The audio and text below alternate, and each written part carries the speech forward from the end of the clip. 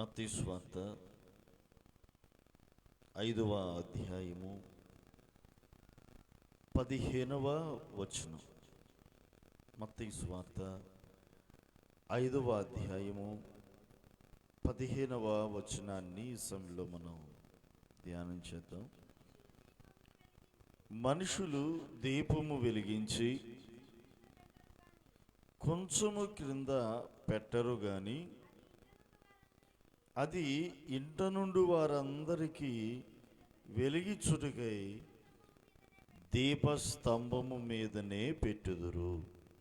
మనుషులు మీ సత్క్రియలను చూచి పరలోకమందున్న మీ తండ్రిని మహిమపరచునట్లు వారి ఎదుట మీ వెలుగు ప్రకాశింపనీయుడి. దేవునికి స్తోత్రం. చూడండి, చదివినటువంటి లేఖనాల్లో యేసయ్య సువార్తను ప్రకటిస్తూ కొండ మీద చేసినటువంటి ప్రసంగములుగా ప్రసిద్ధికెక్కినటువంటి లేఖనాలు ఇవి. కొండ మీద ప్రసంగములు ఇది ప్రపంచవ్యాప్తంగా ప్రసిద్ధికెక్కినటువంటి వాక్యభాగాలు. క్రైస్తవులే కాదు, అనేక మంది క్రైస్తవేతరులుగా ఉంటూ కూడా ప్రభుని వెంబడించుటలో ఈ కొండ మీద ప్రసంగాలే వారి జీవితం మీద ప్రభావాన్ని చూపింది. ఎందరో గొప్ప గొప్ప నాయకులు, ప్రపంచవ్యాప్తంగా ఉన్నటువంటి నాయకుల్లో ఘనులైన వారు, గొప్పవారు, వారందరూ కూడా ఈ కొండ మీది ప్రసంగముల చేత ప్రభావితము చేయబడ్డారు. యేసయ్య ప్రసంగాంశములను వారి జీవితంలో అన్వయించుకొని ఒక ఉన్నతమైన గురి కలిగిన వారై వారు ఎన్నో ఘనమైన కార్యాలను సాధించారు. ఈరోజు కూడా గొప్ప ప్రాచుర్యాన్ని పొందినటువంటి ప్రసంగం ఏదైనా ఉందంటే యేసయ్య చేసినటువంటి ఆ కొండ మీద ప్రసంగం. ప్రియమైనటువంటి దేవుని బిడ్డలారా, కొండ మీద చేసినటువంటి ఆ ప్రసంగంలో అంశం ఏంటంటే, ఒకటి, మనుషులు దీపాన్ని వెలిగించి ఎక్కడ పెట్టరట? కొంచెం కింద పెట్టరు. మరి ఎక్కడ పెడతారు? దీపస్తంభముల మీద పెడతారు. దీపస్తంభం మీదనే పెట్టాలి, అప్పుడే ప్రయోజనం. మంచం కిందో, కొంచెము క్రిందో, కంచము క్రిందో ఎక్కడెక్కడో పెట్టామనుకోండి, ఎంత మాత్రం కూడా ఉపయోగం ఉండదు. వెలిగివ్వాలి అంటే గనక అది వెలిగించే చోటనే పెట్టాలి. అనేకులకు మార్గమును చూపే చోటనే దాన్ని ఉంచాలి తప్ప ఎక్కడ పడితే అక్కడ పెట్టేసి ఇది వెలిగిస్తుంది కదా అని మనం అనుకుంటే, తలస్తే ప్రయోజనం ఏమీ ఉండదు. అంటే మనం ఏదైనా ఒక పని చేస్తున్నాము అంటే దానివల్ల ప్రయోజనం ఉండాలిగా. మనకన్నా ప్రయోజనం ఉండాలి, లేకపోతే మనల్ని బట్టి ఇతరులకైనా ప్రయోజనం ఉండాలి, ఎవరికో ఒకరికి ప్రయోజనకరంగా ఉండాలి. ఇక్కడ రాయబడినటువంటి విషయాన్ని మీరు చూడండి. అది ఇంట నుండి వారందరికీ వెలిగించుటకే దీపస్తంభం మీదనే పెట్టుదురు. ఇంట్లో ఉన్న వాళ్ళందరికీ అది వెలిగివ్వాలి. అందుకోసం దాన్ని దీపస్తంభం మీద పెట్టాలి. మనుషులు మీ సత్క్రియలను చూచి పరలోకమందున్న మీ తండ్రిని మహిమపరచునట్లు వారి ఎదుట మీ వెలుగు ప్రకాశింపనీయుడి. దేవునికి స్తోత్రం. ఈ లేఖనానికి ముందున్నటువంటి భాగాన్ని గనక మనం చూడగలిగితే, మీరు లోకమునకు వెలుగై ఉన్నారు అన్నాడు అక్కడ. ఎవరట? మనము లోకానికి వెలుగు. మనము ప్రకాశించవలసిన వారం. మనము దేవుని కొరకు ప్రకాశించాలి. ప్రభువును బట్టి మనము ప్రకాశించు వారమై ఉండాలి. నేను లోకమునికి వెలుగు అన్నాడు ఆయన. నన్ను వెంబడించేవారు నా పిల్లలు కూడా వెలుగై ఉంటారు అన్నాడు.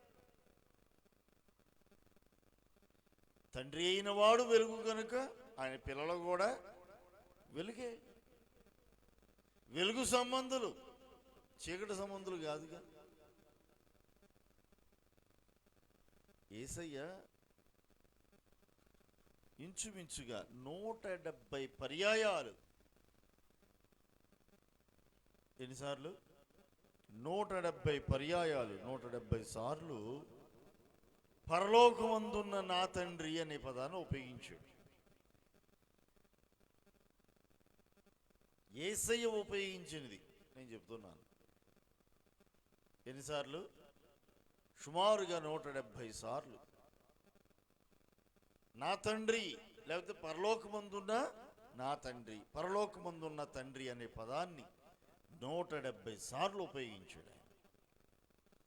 అసలు క్రొత్త నిబంధన మొత్తంలో పరలోకమందున్న తండ్రి, నా తండ్రి, పరలోకమందున్న మీ తండ్రి అనే రీతిగా ఉపయోగించబడింది 350 సార్లు సుమారుగా.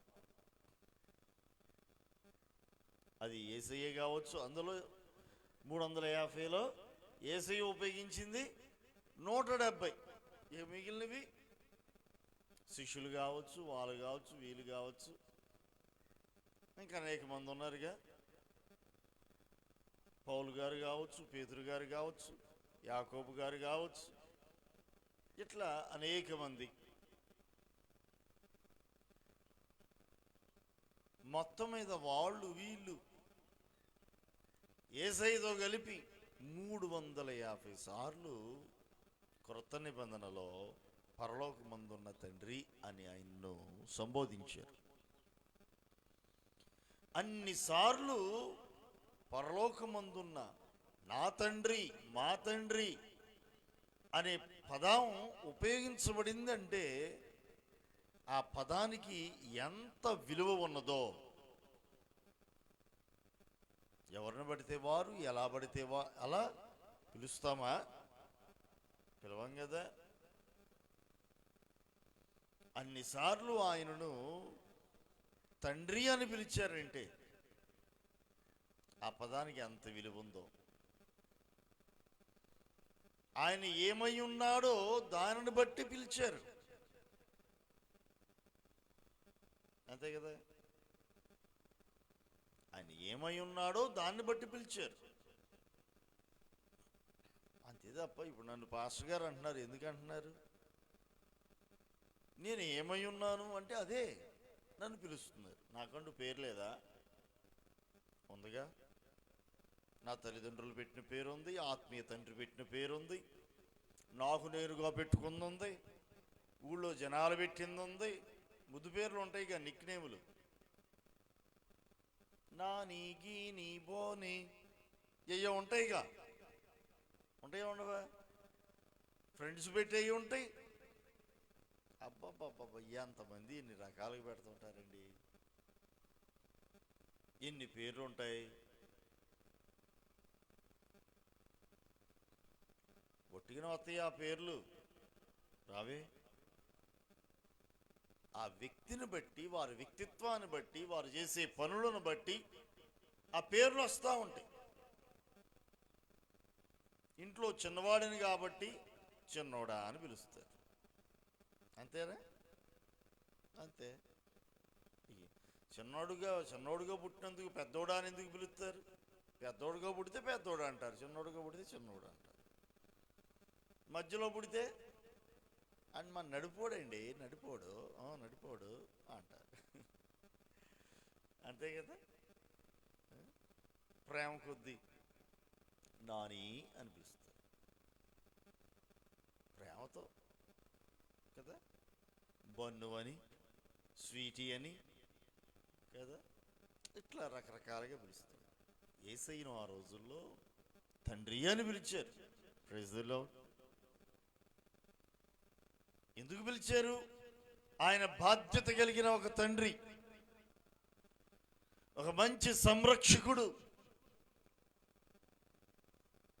దావీదు అంటాడు, నా దాగుచోటు నీవే. Praise the Lord. ఏంటంట? నా దాగుచోటు నీవేనయ్యా, నా ఆశ్రయ దుర్గము నీవు అన్నాడు. ఆపత్కాలములో నమ్మదగిన సహాయం నీవే. ఎబెనేజర్ అని పేరు పెట్టారు కదా. ఎబెనేజర్ సహాయపు రాయి. దేవుడు సహాయం చేశాడంట అక్కడ వాళ్ళకి. దేవుడు సహాయం, దేవుడే సహాయం. పాట కూడా పాడుతున్నాంగా మనం. ఎబెనేజరే ఎబెనేజరే ఇంతవరకు ఆదుకున్నావు. ఎబెనేజరే ఎబెనేజరే ఇంతవరకు ఆదుకున్నావు. ఇంతవరకు ఆదుకున్నావు. ఇంతవరకు ఆదుకున్నావు. దేవునికి స్తోత్రం. ఏంటంట? ఇంతవరకు ఆదుకున్నావయ్యా అంటే సహాయం చేసావయ్యా. నువ్వెవరివి? ఎబెనేజర్వి. Praise the lord. ఇంతవరకు ఆదుకున్నావయ్యా నీవు అని అన్నారు. హాగర్ అంది, నన్ను చూచుచున్న దేవుడు. ప్రైజ్ ది లార్డ్ కదా. ఎల్ రోయి, నన్ను చూచుచున్న దేవుడు. ఎల్ రోయి అన్న. అబ్రహాం అన్నాడు, యెహోవా ఈరే. యెహోవా ఈరే. మొత్తం ఆయనే చూసుకుంటాడు. He is my provider. సమస్తమును సమకూర్చువాడు, అన్నీ చూచుకునేవాడు ఆయనే. యెహోవా ఈరే. ఇట్లా పేర్లు. ఆయన ఏమై ఉన్నాడో దాన్ని బట్టి అలా పిలుస్తూ వచ్చారు. ఇక్కడ పరలోకమందున్న తండ్రి అన్నాడు. ఈయన మనం ఆరాధిస్తున్నటువంటి ప్రభువు నమ్మదగినటువంటి సహాయకుడు, మన దాగుచోటు, మన సంరక్షకుడు, మన పట్ల బాధ్యత కలిగినటువంటి తండ్రి. ఆయన మించినటువంటి గొప్ప తండ్రి లోకంలో లేరు, ఎలలో లేరు. ఆయన్ని మించినటువంటి గొప్ప తండ్రి ఎవరు లేరు. ఆధ్యాత్మికంగా, ఆత్మీయంగా ఆయన మనకు తండ్రి అయి ఉన్నాడు. ఈ లోకానుసారమైనటువంటి తండ్రులు ఉన్నారు. అంతకు మించినటువంటి గొప్ప తండ్రి, యుగ యుగములకును ఆయన తండ్రి అయి ఉన్నాడు. ఆయనే తండ్రి అయి ఉన్నాడు. నీవు నమ్ముతున్నావా? నిజముగా నీవు నమ్మితే ఆయన నీకును తండ్రి. Praise the Lord. వాక్యం చెబుతుంది యోహాను సువార్తలో 1వ అధ్యాయంలో చూస్తే, ఎందరూ తనని యందు విశ్వాసం ఉంచుతారో అట్టి వారందరికీ పిల్లలయ్యే అధికారమును ఆయన ఇచ్చాడంటండి. హల్లెలూయా. ఏమిచ్చాడు? అధికారం అంట. దేనికి అధికారం? పిల్లలయ్యే అధికారం. మరి పిల్లలకి అధికారం లేదా? ఉంటుందా ఉండదా? పిల్లలకి అధికారం ఉంటుందిగా. పిల్లలకి అధికారం ఉంటుందిగా. నాది అంటారు. ఏమన్నంటే అంటారా? నాది అంటారు పిల్లలు. ఎక్కడి నుంచి వచ్చిందో ఎంత ఎంత అధికారం కదా. దేవునికి స్తోత్రం. అలానే దేవుడు మనల్ని నిన్నొక భక్తుడిగా చూడట్లే, ఆయన దేవుడు. ఆయన దేవుడు అయినప్పుడు మనం ఎవరం అవ్వాలి చెప్పండి? ఆయన దేవుడైతే మనం భక్తులం, అంతేగా. ఆయన యజమాని అయినప్పుడు మనం ఎవరము? దాసులం, అంతేగా. ఆయన తండ్రి అయినప్పుడు మనము పిల్లలం. హల్లెలూయా. ఆయన మనల్ని పిల్లలుగా చూస్తున్నాడు. పిల్లలుగా చూస్తున్నాడు మనల్ని ఆయన. మనం ఆయనను తండ్రిగా అంగీకరించగలిగి ఆయన వెంబడించగలగాలి. మనస్ఫూర్తిగా ఆయన యందు విశ్వాసం ఉంచి ఆయన్ని వెంబడించగలిగే వారిగా ఉండగలిగితే, అంగీకరించగలిగితే మనము ఆయన పిల్లలమై ఉన్నాం. ఎవరో మనం ఆయనకి పిల్లలం, దేవునికి పిల్లలం. మనకట దత్తపుత్రాత్మనిచ్చాడట. Praise the lord. ఏ ఆత్మను? దత్తపుత్రాత్మనిచ్చాడట. దేవునికి స్తోత్రం. ఏదేమైనప్పటికీ మనము పిల్లలం ఆయనకు. ఆయన మనకు తండ్రి. మన తండ్రి అయిన వాడు లోకమునకు వెలుగై ఉండగా ఆయన పిల్లలమైన మనము వెలుగు కాదా? మనం చీకటి ఎట్టవుతాం? మనం ఎలాగూ చీకటి అవుతాం. దేవుని పిల్లలవా? దేవుని బిడ్డవ నువ్వు అయితే నీవు కూడా వెలుగుగానే ఉండాలి. అదే ప్రభు కోరుకుంటున్నాడు. మన వెలుగు సంబంధులం. ఆయన వెలుగుని ఈ లోకంలో ప్రకాశింపజేయవలసిన వారమై ఉన్నాం. ఆ వెలుగుని ఈ లోకంలో ప్రతిబింబింపజేయవలసిన వారమై ఉన్నాం. దేవునికి స్తోత్రం. ఏం చేయాలి? మనము ప్రతిబింబింపజేయాలి. ఆ వెలుగును లోకానికి చూపాలి మనం. అదే ఇక్కడ రాయబడి ఉంది. దీపస్తంభం మీదనే ఈ దీపం ఉండాలి. ఎందుకు? వెలిగించుటకు, అనేకులకు త్రోవ చూపడానికి దీపస్తంభం మీద ఉండాలి. మరుగుగా ఉండకూడదు, మరుగై ఉండకూడదు. నువ్వు దీపస్తంభం మీద నిత్యము వెలుగుతుండే వ్యక్తిగా ఉండాలి. Praise the lord. ప్రభు కోరుకుంటున్నాడు అలాగా. తన పిల్లలు అలా ఉండాలని కోరుకుంటున్నాడు. నీవు లోకమునకు వెలుగువి, అంటే నూతన సృష్టివి. పాపమునకు దాసులమై ఉండగా లోకములో జీవించుచున్న దినాలలో పాపము శాపము అనే కాడి క్రింద ఉన్నప్పుడు చీకటి సంబంధం. అప్పుడెవరమే? చీకటి సంబంధం. ప్రభు అయిన క్రీస్తు యేసునందు విశ్వాసం ఉంచుటను బట్టి, ఆయనను రక్షకుడిగా అంగీకరించుటను బట్టి మనము ఆయన పిల్లలమయ్యాము.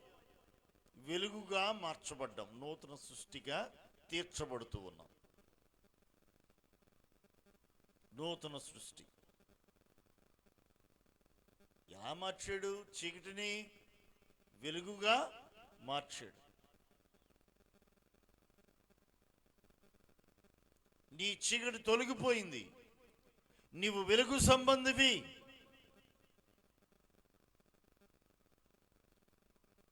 నీవు వెలుగుతూ అనేకులకు వెలుగునివ్వాలి.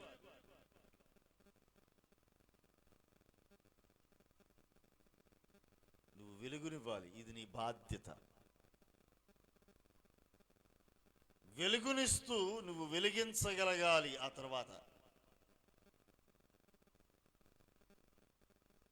దీపం యొక్క ఉద్దేశాల్లో ముఖ్యమైన ఉద్దేశం ఒకటి, అది వెలుగిచ్చుట. రెండవ ఉద్దేశం ఏంటి? వెలిగించుట. అంతేనా? ఇప్పుడు క్యాండిల్ సర్వీస్ చేస్తాం మనం. కొంతమంది ఏమో క్రిస్మస్ అప్పుడు చేస్తారు, కొంతమంది ఏమో న్యూ ఇయర్కి చేస్తూ ఉంటారు. మొత్తానికి ఆయా సమయాల్లో ఆయా సందర్భాల్లో క్యాండిల్ సర్వీస్ అనేది క్రైస్తవ లోకంలో చాలా విలువైందిగా ఘనమైనదిగా ఎంచి అటు కార్యక్రమాన్ని మనం జరిగిస్తూ ఉంటాం. అలా జరిగించేటటువంటి ఆ సమయంలో ముందుగా ఒక క్యాండిల్ని వెలిగించి దానితో ఏం చేస్తాం, ఒక్కొక్క దాన్ని వెలిగించుకుంటూ వెళ్ళిపోతాం. అంతేనా పద్ధతి? లేకపోతే ఎవరికాలు అగ్గిపెట్టి జేబులో పెట్టుకొని వచ్చి ఈ సమయం ముందు మనమందరము క్రొవ్వొత్తిని వెలిగించుదాము, ఒక దీపమును వెలిగించుదాము, ఎవరి దీపములు వారే వెలిగించుకునుడి అని అంటారా? అక్కడ ఒకే అగ్గిపెట్టి ఉండేది, లైటర్ ఒకటే. ఎన్నో కొవ్వొత్తులు ఉన్నప్పటికీ లైటర్ మాత్రం ఒకటే. దాని ద్వారానే మిగిలిన దీపములన్నీ, క్యాండిల్స్ అన్నీ కూడా వెలగాలి. ప్రారంభపు మొదలు దైవ సేవకుడి దగ్గరది మొట్టమొదటిగా వెలిగించగా చివరి వరుసలో ఉన్నటువంటి చివరి వ్యక్తి వరకు కూడా దీని నుంచే వెలిగెళ్ళాలి. ఇది దీన్ని వెలిగించి పక్కన వాళ్ళకి వెలిగిస్తే అది వారు మరి పక్కన వాళ్ళని వెలిగించి ఆ వాళ్ళు ఇంకొకళ్ళు, అంటే ఒక దీపం అనేక మందిని వెలిగించేదిగా. మొదటి ఉద్దేశం ఇది వెలుగుతూ వెలుగునివ్వాలి. రెండో ఉద్దేశం ఇది వెలుగుతూ అనేక మందిని వెలిగించాలి. వెలుగునివ్వాలి, వెలిగించాలి. అప్పుడే దానివల్ల ప్రయోజనం, సార్థకత. లేకపోతే నిష్ప్రయోజనమేగా. ఇది ఆరిపోయే లోపల ఒక్క దీపానైనా వెలిగించాలి. ఏమంటారండి? అది ఆరిపోయే లోపల ఒక్క దీపానైనా వెలిగించాలి. తాను వెలిగి కరిగిపోయి కరిగిపోయి కరిగిపోయి ఆరిపోకూడదు. వెలిగించింది బాగానే ఉంది, ఒక్కళ్ళనన్నా వెలిగించగలిగితే దాని జీవితం ధన్యం, సార్థకం అవుతుంది. లేకపోతే మళ్ళీ లైటర్ తేవాలి, మళ్ళీ ఏం చేయాలి, మళ్ళీ లైటర్ తేవాలి. ఇది అందుకోసమే అది ఆరిపోయే లోపల మనం ఏం చేస్తాం, ఇంకొక క్యాండిల్ తీసుకొచ్చి ఇంట్లో కరెంట్ పోయినప్పుడు ఇది ఆరిపోయే లోపల ఇంకోటి తీసుకొచ్చి వెలిగిస్తాం. అది ఆరిపోయే లోపల ఇంకోటి వెలిగిస్తూ ఉంటాం. వెలిగించే లోపల ఇది ఆరిపోయింది అనుకోండి, అప్పుడు ఏం చేయాలి, మళ్ళీ మొదలుకి వెళ్ళాల్సిందే. మళ్ళీ లైటరో అగ్గిపెట్టో ఏదో ఒకటి తప్పదు. అక్కడ వరకు వెళ్ళకూడదు, అంత దూరం మరలా వెళ్ళకూడదు. మళ్ళీ మొదటి నుంచి లెక్కించుకుంటూ రాకూడదు. నీ నుంచి అది కొనసాగాలి. నీ నుంచి తరువాత తరానికి అందాలి ఆ వెలుగు. అంటే నీవు వెలుగుతూ వెలిగించగలగాలి. ప్రభువాటి సామర్థ్యాన్ని, అటు జ్ఞానాన్ని నాకు ఇవ్వండి అయ్యా అని అడగాలి. నీవు రక్షణ పొంది ఏం చేయాలి, ముందుగా నీ సత్క్రియలను లోకానికి చూపాలి. అదే ఇక్కడ రాయబడింది చూడండి. మనుషులు మీ సత్క్రియలను చూచి పరలోకమందున్న మీ తండ్రిని మహిమపరచునట్లుగా వారి ఎదుట మీ వెలుగు ప్రకాశింపనీయుడి. వారి ఎదుట మీరు ప్రకాశింపాలి, మీ వెలుగుని ప్రకాశింపనీయుడి. దేని ద్వారా? మీ సత్క్రియలను చూచి. మీ సత్క్రియలే ఆ వెలుగు. నీవు నూతన సృష్టిగా మార్చబడుటయే నీవు వెలిగించబడుట. నీవు మారు మనసు పొంది నీ జీవితమును మార్చుకున్నటయే నీవు వెలిగించబడుటకు సాదృశ్యమై ఉంది. రక్షణ పొందిన వారు తమ రక్షణ కాపాడుకోలేక ఎందరో పడిపోతున్న వారు ఉన్నారు. బాధాకరమైన విషయం అది. నిలబడేవారు కొద్దిమంది, వెలుగుతూ ప్రకాశమానంగా వెలుగుతూ వెలిగించువారు ఇంకొంతమంది, వెలగరా వద్దా అనుకుంటూ మినుకు మినుకు మినుకు మినుపు, ఇప్పుడు ఇంకోసేపటికి ఆరిపోయేది అన్నట్టుగా. కొన్ని దీపాలు అట్టే ఉంటాయిగా, ఇక ఉండనా ఆరిపోను అన్నట్టు ఉంటాయి. అప్పుడు మనం ఏం చేస్తాం, ఊరి ఇది ఆరిపోయేటట్టుందరా, చెయ్యడ్డు పెట్టరా అంటే దాన్ని ఎట్టొగట్ట కాపాడుకోవడం కోసం అది ఆరిపోకుండా ఏం చేస్తారు, కత్త 2 చేతులు అడ్డు పెడతారు. వెలగనా వద్దు అనుకుంటే అది ఏం చేస్తుంది, ఎట్టొగట్ట బతుకు జీవుడా అని వెలిగిద్ది. అంతే కదా. ఎవరో ఒకరి సహాయం ద్వారా ఎట్టొకట మరలా పురుకొల్పబడుతుంది, వెలుగుతూ ఉంటుంది. ఈ కొన్నిటికేమో ఆరాటం ఎక్కువయ్యి ఇక ఆరిపోతాయి. ఇక అట్లాంటి వాటిని మనం చేయగలిగింది ఏముంది, మరలా అవి వెలిగించబడవలసి ఉంటుంది.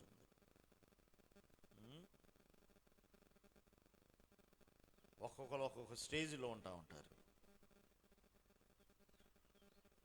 ఒక్కొక్కరు ఒక్కొక్క స్టేజ్లో.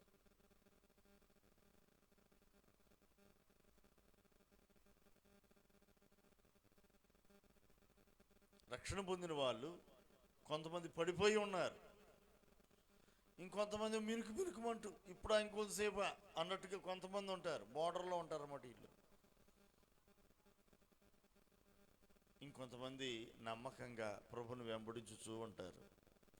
ఇంకొంతమంది నమ్మకంగా ప్రభుని వెంబడిస్తూ బాధ్యత కలిగిన వారిగా, భారం కలిగిన వారై అనేకులను వెలిగించాలని తపనతో సేవా రంగంలో అడుగుపెట్టిన వారును ఉంటారు. అంతేనా. కొంతమంది ఏమో సేవ చేసేవాళ్ళు, ఇంకొంతమంది ఏమో తమ రక్షణను జాగ్రత్తగా నమ్మకంగా కాపాడుకుంటూ నమ్మకంగా కొనసాగేవాళ్ళు ఇంకొంతమంది ఏమో ఏదో రక్షణ పొందేమో వెళ్తున్నామంటే వెళ్తున్నాము, వస్తున్నామంటే వస్తున్నాము అన్నట్లుగా మరికొంతమంది ఉంటారు. ఇంకొంతమంది ఏమో పూర్తిగా లోకంలో కలిసిపోయి ఉంటారు. ఇంతకీ నువ్వు ఏ స్టేజ్లో ఉన్నావు, నీది ఏ స్టేజీ? కొంతమందిని చూస్తూ ఉంటే చాలా బాధాకరంగా ఉంటుంది.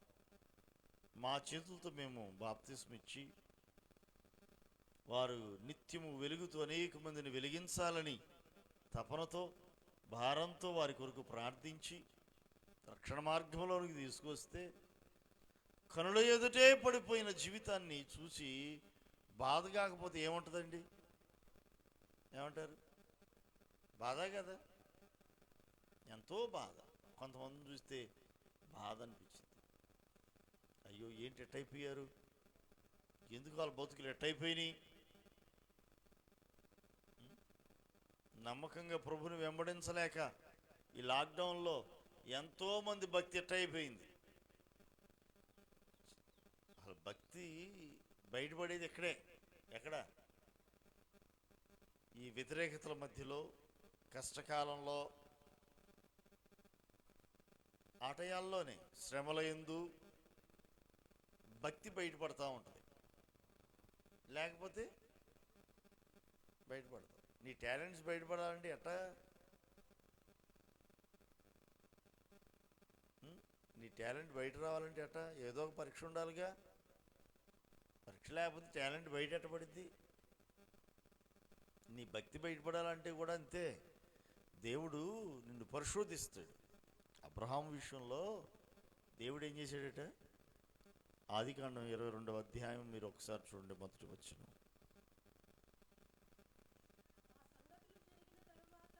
ఏయో సంగతులు ఉన్నాయంట, అవి జరిగిపోయినాయి. అది జరిగిపోయిన తర్వాత దేవుడు అబ్రహామును పరిశోధించెను. దేవునికి స్తోత్రం. దేవుడు ఏం చేశాడు? అబ్రహామును పరిశోధించాడంట, పరీక్షించాడట. ఏమని పరిశోధించాడు? ఎట్లనగా ఆయన అబ్రహామా అని పిలువగా అతడు చిత్తము ప్రభువా అని అన్నాడు. అప్పుడు ఆయన, నీకు ఒక్కడే అయి ఉన్న నీ కుమారుని అనగా నీవు ప్రేమించే ఇస్సాకుని తీసుకుని మోరియా దేశమునకు వెళ్ళి అక్కడ నేను నీకు చెప్పబోవు పర్వతములలో ఒకదాని మీద దహన బలిగా అతనిని అర్పించుమని చెప్పెను. దేవునికి స్తోత్రం. దేన్ని దహన బలిగా అర్పించమన్నాడు? నీవు ప్రేమించుదానని, నీవు అమితముగా దేన్ని ప్రేమిస్తున్నావో అది దేవునికి అర్పించు. Praise the lord. మనం అట్ట చేయంగా కదా, మనం అట్ట చేయంగా. అబ్రహాము తన ప్రేమను తన కుమారుడి మీద చూపాడు. దేవుడేమన్నాడు? నువ్వు ప్రేమించే నీ కుమారుడిని, ఆ ఒక్కగాను ఒక కుమారుడు నువ్వు ఎంతో ప్రేమిస్తున్నావుగా, నీ ప్రేమంతా అతని మీద ఒలకబోస్తున్నావుగా, వెరీ గుడ్, సంతోషం. మరి ఒక్కగాను ఒక కుమారుడు పుట్టక పుట్టక పుట్టక పుట్టక పుట్టక పుట్టక పుట్టాడు. 100 సంవత్సరాలు అప్పుడు పుట్టినోడా? మరి ఎంత ప్రేమగా చూసుకుంటాడు, ఎంతో ప్రేమగా చూసాడు. కాకి పిల్ల కాకి ముద్దండి, అంతే. చెప్పాలంటే పంది పిల్ల పందికి కూడా ముద్దే, కాకేముంది కదా, అంతే లెక్క. తమ పిల్లలు ఎవరు తమ పిల్లల్ని కాదనుకుంటారు? ఎవరైనా ఉన్నారు అంటే కనుక తమ పిల్లల్ని ప్రేమించిన వారు ఎవరైనా ఉన్నారంటే వాళ్ళంత దౌర్భాగ్యులు ఇంకొకళ్ళు లేరు. ఏం చేస్తాం? కొంతమంది ఉంటారండి, కడుపును పుట్టిన పిల్లల్ని చంపేసే వాళ్ళు లేరా ఈ రోజుల్లో? ఎంత భయంకరమైన రోజుల్లో మనం ఉంటున్నామో. కన్న తల్లిదండ్రులే తుచ్చమైనటువంటి ఈ భోగేచ్ఛలకు పిల్లల్ని చంపేస్తున్నారు, వాళ్ళ జీవితాలు కాలరాస్తున్నారు. అలాంటి తరం ఇది, భయంకరమైన తరం. అనేకుల్లో ప్రేమ చల్లారునని వాక్యం సెలవిస్తుందిగా. ఎందుకు చల్లారుతున్నాయి? ఈ దేవుని రాకడకు గుర్తులు.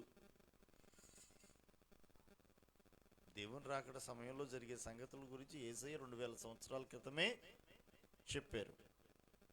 అనేకుల్లో ప్రేమ చల్లారును. కన్న బిడ్డల్ని తుచ్చమైనటువంటి భోగేచ్ఛల కోసం చంపేస్తున్నారు. ఇక అట్లాంటి వాళ్ళు మనం ఏం చేయలేము. వాళ్ళకి ఖచ్చితంగా నరకాగ్ని గుండం తప్ప ఇంకేం మిగలదు. మారు మనసు పొందితేనే తప్ప, లేకపోతే కనుక వాళ్ళకి ఏమీ లేదు. సంతకం చేసి స్టాంప్ కూడా వేయచ్చు.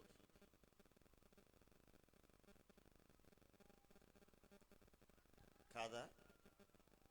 లోకంలో ఎవరైనా హర్షిస్తారా? హర్షించదగిన పనా? కాదే. సహజం ఇది. పిల్లల్ని సహజంగా అందరూ ప్రేమిస్తారు. అసహజం ఏంటంటే చంపటం. సరే, ఏదేమైనప్పటికీ కూడా ఈ అబ్రహాం మాత్రం తన కుమారుణ్ణి ప్రేమించే జాబితాలోనే ఉన్నాడు. ధన్యుడు, భక్తి కలిగిన వాడు. తన కుమారుడు వీళ్ళు ఎంతో ప్రేమను కనపరుస్తూ ఉన్నాడు. దేవుడు అన్నాడు కదా, నువ్వు ప్రేమించుచున్న నీ ఒక్కగాని ఒక్క కుమారుణ్ణి నేను చూపించబో పర్వతములు ఒకదాని మీద నాకు దహన బలిగా అర్పించు అన్నాడు. దేవునికి స్తోత్రం. నీ కుమారుని తీసుకొచ్చి, నీ కుమారుడు చుట్టూ 3 కత్తెర్లు ఇవ్వు నాకు అన్నాడా? ఒక కత్తిరివి అన్నాడా? 4 గుప్పిళ్ళు వేయమన్నాడా? ఏవో లెక్కలు ఉంటాయండి. కొంతమంది మొక్కుబడులు రకరకాలుగా ఉంటాయి. 3 కత్తెర్లంట, 4 కత్తెర్లంట, 6 కత్తెర్లంట.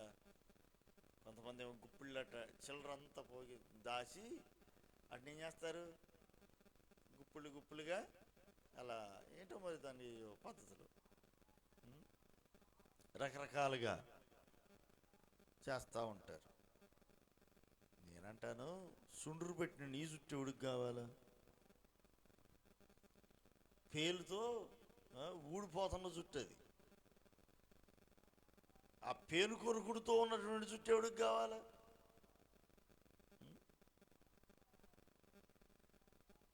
ప్రభు అడుగుతున్నాడు, విరిగి నలిగిన నీ హృదయాన్ని ఇమ్మంటున్నాడు ఆయన. Praise the lord.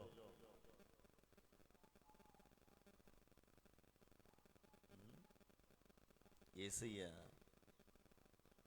విరిగి నలిగిన హృదయాన్ని కోరుకుంటున్నాడు.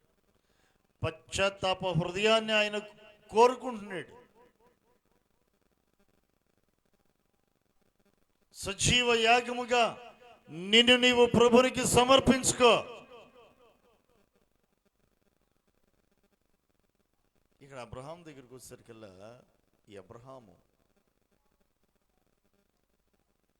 100 సంవత్సరాలకు పుట్టినటువంటి ఏకైక కుమారుడిని అమితంగా ప్రేమిస్తుంటే దేవుడు అన్నాడు కదా, ఇదిగో నువ్వు ప్రేమించుచున్న నీ ఒక్కగానొక్క కుమారుని తీసుకొచ్చి నేను చూపించబోవు పర్వతములలో ఒకదాని మీద బలి ఇవ్వు అన్నాడు. అది ఏ పర్వతం కూడా చెప్పలా. ముందే చెప్పాడా? ముందు చెప్పలా. అసలు ఆయన విచిత్రం అండి. పిలిచినప్పుడు కూడా అట్లే పిలిచాడు, నేను చూపించబో దేశానికి వెళ్ళాలన్నాడు. ముందు చెప్పాడా? ఏ దేశం, ఏ ప్రాంతం చెప్పలా. నేను చూపిస్తాను, వెళ్ళి కంగారు పడకు పద. అలానే ఎక్కడ బలి ఇవ్వాలో కూడా చెప్పలా. నేను చూపిస్తా, నువ్వు పద. నడిపించాడు మోరియా పర్వతం మీదకి.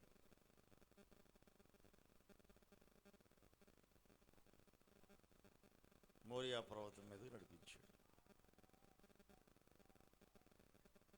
బలి ఇవ్వటానికి ఏమాత్రం కూడా వెనుకాడలేదండి. దేవునికి స్తోత్రం. దేవుడు అబ్రహాముని పరిశోధించెను. నా మాట వింటాడా వినడా? దేవుడు ఒక వ్యక్తిని ఆశీర్వదించాలనుకున్నప్పుడు, దేవుడు ఒక వ్యక్తిని తన మహిమ కొరకు నిలుపుకోవాలి అనుకున్నప్పుడు, ఒక వ్యక్తిని ఒక ఉన్నతమైన స్థితిలో స్థానములో ఉంచాలి అని దేవుడు తలంచినప్పుడు, ఆ వ్యక్తిని దేవుడు పరిశోధిస్తాడు. ఆ వ్యక్తికి కొన్ని శ్రమలను అనుమతిస్తాడు,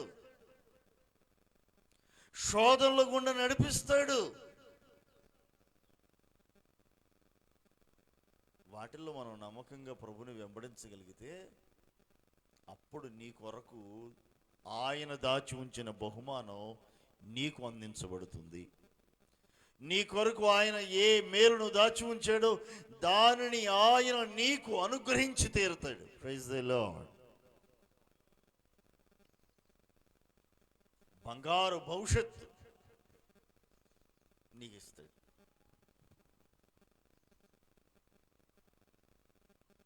యోబు అంటాడు కదా, శోధించబడిన మీదట నేను సువర్ణముగా మారెదను. సువర్ణంగా మారాలనుందా? ఎప్పుడట? శోధించబడిన తరువాత. శోధనలో ఉన్నావా? అయితే నీ కొరకు ఏం దాగి ఉంది? సువర్ణం. Praise the lord. నీ కొరకు ఏం దేవుడు దాచాడు? సువర్ణం, శ్రేష్టమైన బహుమానం నీ కొరకు దాచబడి ఉన్నది. దేవుడు తన పిల్లల కొరకు, తన యందు భయభక్తులు గల వారి కొరకు ఆయన దాచి ఉంచిన మేలు ఎంతో గొప్పది. ఆయన దాచి ఉంచాడట మేలులు. ఆయన ఇస్తాడు, తప్పక నీకు ఇస్తాడు. అయితే అది పొందుకోవడానికన్నా ముందుగా నువ్వు ప్రయాణం చేయాల్సిన మార్గంలో కొన్ని పరిశోధనలు ఉంటాయి, శోధనలు ఉంటాయి. పరిశోధనలైనా శోధనలైనా జయించాల్సిందే. శోధకుడు అపవాది శోధిస్తాడు, దానిలో నిలిచి ఉండాలి. యోసేపు సాతాను చేత శోధించబడ్డా లేదా? సాతాను అన్నారని మీరేం కంగారు పడకండి. 44 భార్య పెద్ద దెయ్యం కాదు, దెయ్యమే కూర్చుంది. పాపం చేయడానికి ఏం చేసింది? 44 భార్య శోధించలా, ఒప్పుకోలా. యోసేపు ఒప్పుకోలా, నిలబడ్డాడు దేవుని కొరకు. దాని ఫలితం జైలు కనపడిందా మీకు? నాకు సింహాసనం కనపడింది. మీరు అందుకే కళ్ళెత్తి చూచి అనుభవంలోనికి రండి. కళ్ళ ముందు ఉన్న దాన్ని చూడొద్దు. కళ్ళను నేల మోపితే కళ్ళ ముందు ఏముందో అదే కనబడుతుంది. కొంచెం కళ్ళెత్తి చూడండి, ఉన్నతంగా ఉన్నతమైన అనుభవాలు కనబడతాయి. దేవునికి స్తోత్రం. ఏమండి, అంతేనా?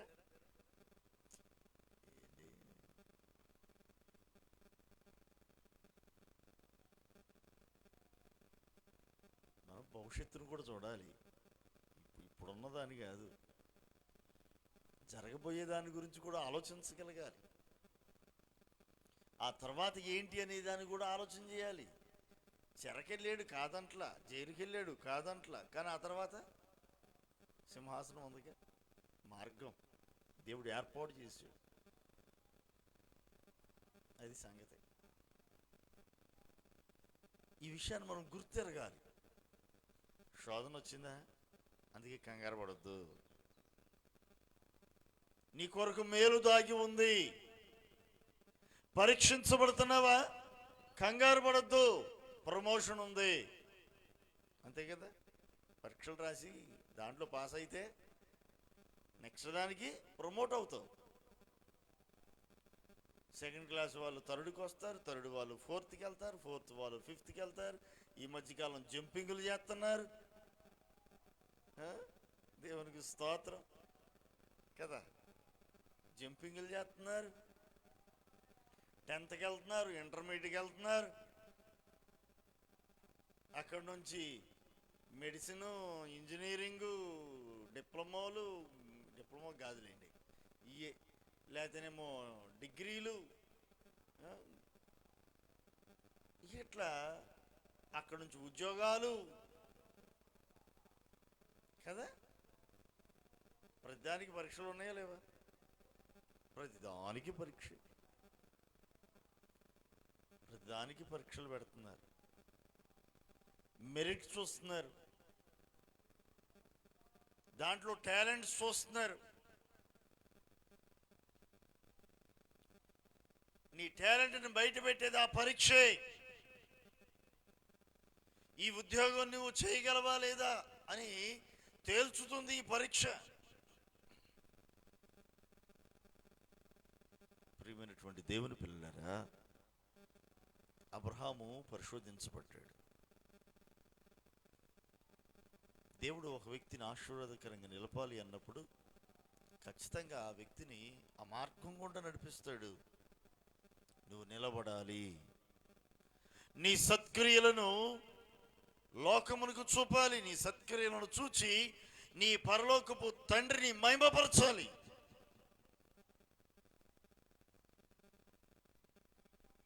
నువ్వు వెలుగు సంబంధివి అనేది నీ క్రియలు చూపాలి.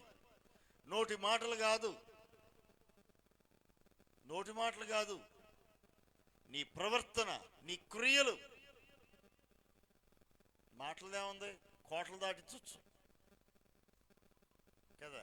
నేను అన్నా ఒకసారి ఉట్టిగానే వాక్యం చెబుతూ దేవుడు ఏదో ఒక రోజున దేవుడు నన్ను దీవించి ఆశీర్వదించి యేసయ్య నడియాడినటువంటి ప్రాంతాలు ఉన్నాయే, యేసయ్య లోకంలో జీవించిన దినాలలో నరుడుగా ఈ లోకంలో జీవించి సంచరించినటువంటి ప్రాంతాలు ఉన్నాయే, ఆ ప్రాంతాల్లో కూడా నడిచి కృపనిస్తాడులే ఏదో ఒక రోజున నాకు కూడా అన్న. దేవునికి స్తోత్రం. విశ్వాసంతో అంటాం. అక్కడితో ఆగరా, నేను ఇంకో మాట కూడా అన్నా. అంటూ సరదాగా వెళ్ళేటప్పుడు మీకు కూడా చెబుతా, మిమ్మల్ని కూడా తీసుకెళ్తే ఎవరైనా వస్తాయా అన్న. దేవునికి స్తోత్రం. చెప్పరేంటండి, రారా? మరి చెప్పరే. దేవునికి స్తోత్రం. గట్టిగా చెప్పండి. హల్లెలూయా. దేవుడు కృప చూపితే దాన్ని ఏముంది, విశ్వాసంతో పలుకుదామండి. ఏమైంది, వెళ్తాం, లేకపోతే లేదు, అంతేగా. దేవుడు తీసుకెళ్ళాడు కూడా స్తోత్రం. ఎలా పోయినా స్తోత్రమే. అసలు డైరెక్ట్గా యేసయ్య దగ్గరికి వెళ్దాం, ఆయనతో కలిసి కూర్చుందాం, ఆయనతో కలిసి ఉందాం, కలిసి ఆ విందులో పాలు పొందుదాం. ఉందిగా, 1000 విందు ఉంది, 7 విందు ఉంది, 1000 పాలన ఉంది. యుగ యుగాలు ఆయనతో ఉండే భాగ్యం ఉంది. ఎన్ని రకాల స్టేజ్లు ఉన్నాయి ఇక్కడ. దేవునికి స్తోత్రం. మొట్టమొదటిది మాత్రం ఏది? మధ్యాకాశంలో 7 ఏండ్ల విందు ఉంది. గొర్రెపిల్ల వివాహ మహోత్సవం, పరిశుద్ధులకు విందు. దేవునికి స్తోత్రం. 1000 ఏండ్ల పాలన, ఆయన పరిపాలన ఎంత గొప్పదో. సూర్యుడు లేని, చంద్రుడు లేని కదా, ఏమి లేదట. సూర్యుడు లేడు, చంద్రుడు లేడు, ఆకలి లేదు, దప్పిక లేదు, పాపం లేదు, అక్కడ చీకటి లేదు. సింహము గొర్రెపిల్ల కలిసి గట్టి మేయును. హల్లెలూయా. దేవుని రాజ్యం అండి. ఆ రాజ్యంలో చివరికి మనుషులే కాదు, సింహము గొర్రె మేకపిల్లలు కూడా కలిసి స్నేహంగా ఉంటాయి. We are friends. Praise the lord. ఏంటట? ఏమంటాయి? We are friends, glad to meet you. కలిసి ఉంటాయి. అసలు కలిసి ఉంటాం కాదా? కలిసి గడ్డి మేయును.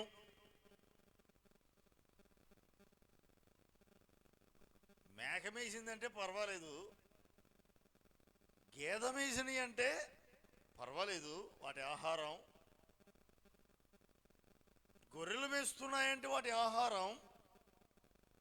మరి సింహం మేయటం ఏంటండి? గడ్డి. విచిత్రం.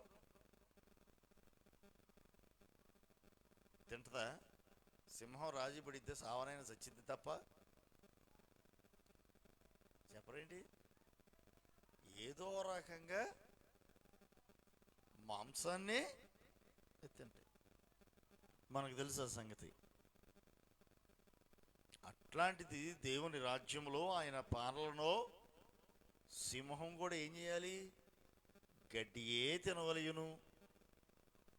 తప్పదో. దేవునికి స్తోత్రం. మరి మన ఆహారం ఏమైందో నాకు తెలియదు. కొంతమంది అతిశయోక్తి కోసం ఉపయోగిస్తారో లేకపోతే వాస్తవం అని వాడతారో నాకేం తెలియదు, కానీ రకరకాలుగా చెబుతూ ఉంటారు. ఇక అందులో నాకు ఎందుకులే. కానీ ఇప్పుడు తింటే తిందాం, లేకపోతే లేదు. ఆయన కనుక పెట్టాడు అనుకోండి, దేవునికి స్తోత్రం, ఆయన ఏది పెడితే తిందాం. అక్కడ 1000 ఏండ్ల పాలన, ఏ ఆహారం ఉంటుందో ఆ రాజ్యంలో తెలీదు. ఆకలి దప్పికి లేవనుకుంటున్నాంగా, మళ్ళీ ఈ తిండి గోల ఏంటి అక్కడ కూడా? 1000 ఏండ్ల పాలనలో ఆయన రాజ్యంలో తిండి గోల ఉండదు. దేవునికి స్తోత్రం. కానీ మధ్యాకాశంలో విందన్నాడుగా, మరి అక్కడ ఏమైనా తిండి గోల ఉంటుందో ఏముండదో. ఆయన ఏది పెడితే అది తిందాం. దేవునికి స్తోత్రం. చెప్పరేంటి? మేము తినేదో పప్పు ఉంటుందా? మాకు నీసులేందే, పంటి కింద గట్టి మొక్క తగలదే, కుదరదు. ఇట్లాంటి ఆలోచనలు పెట్టుకోవద్దు. దేవునికి స్తోత్రం. ప్రియమైనటువంటి దేవుని పిల్లలారా, నీ సత్క్రియలను బట్టి నీ తండ్రికి మహిమ రావాలి. నూతన సృష్టిగా ప్రభు నిన్ను మార్చుచూ ఉన్నాడు. నీ జీవితం మారిపోవాలి. అదే నూతన సృష్టిగా మారడం. పాతవి గతించును, ఇదిగో సమస్తమును క్రొత్తవాయును అన్నట్లుగా నీ బ్రతుకు క్రొత్తదైపోవాలి. గతకాలం చీకటి, ఇప్పుడు వెలుగు. ఒకప్పుడు చీకటి సంబంధివి, ఇప్పుడు ఆయన కుమారుడిగా, కుమార్తెగా, వెలుగు సంబంధిగా మారిపోతున్నావు. Praise the lord. నీవు వెలిగింపబడి దీపస్తంభం మీద ఉండాలి. దీపస్తంభం మీద ఉన్నది అనేకులకు వెలిగించుట కొరకే. అంటే ఏం చేయాలి అంటే, నీ సత్క్రియలు అనేకులకు కనపడాలి. నీ పనులు, సత్క్రియలు అంటే మంచి పనులేగా, నీ మంచి ప్రవర్తనే కదా. దీన్ని ప్రజలు చూచి గుర్తెరిగి తండ్రిని మహిమపరచాలండి. కొంతమందిని గురించి ఎందుకు వీళ్ళు ప్రార్థనకి వెళ్తున్నారు దండగా, ఇదేనా అక్కడ మీ అయ్యగారు నేర్పేది? మళ్ళీ చివరికి ఎవరిని? అయ్యో, మేమేం చేసామండి? మేము చెప్పాల్సింది చెబుతున్నాం, ఓదర కొడుతున్నాం. పెద్ద పెద్ద మైకులు పెట్టి, బాక్సులు పెట్టి ఓదర కొడుతుంది. ఇది చాలదన్నట్టు సమీపస్తులకే కాదు దూరస్తులు కూడా వినాలని మైకులు పెట్టుతున్నాం. అంత మాత్రమే కాదు అని సెల్ ఫోన్లో ఫేస్బుక్ల ద్వారా, వాట్సాప్ల ద్వారా ఏం చేస్తున్నాం? వీడియోలు పెడుతున్నాం. చెబుతున్నాంగా మా వంతుగా మేము.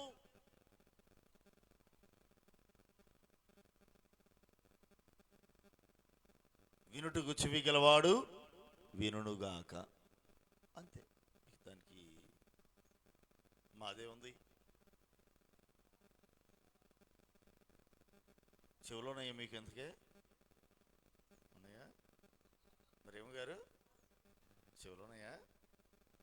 తిమోతి చెవులు ఉన్నాయా? వినే చెవులు కావాలి. చెవులు ఉంది ఏముంది? ఆకారానికి ఉంటే సరిపోతుగా.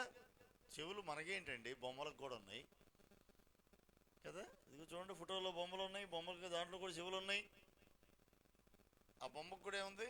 ఆ ఫోటోకి, ఆ ఫోటోలో ఎవరైతే వాళ్ళకి చెవులు ఉన్నాయి. వింటారా?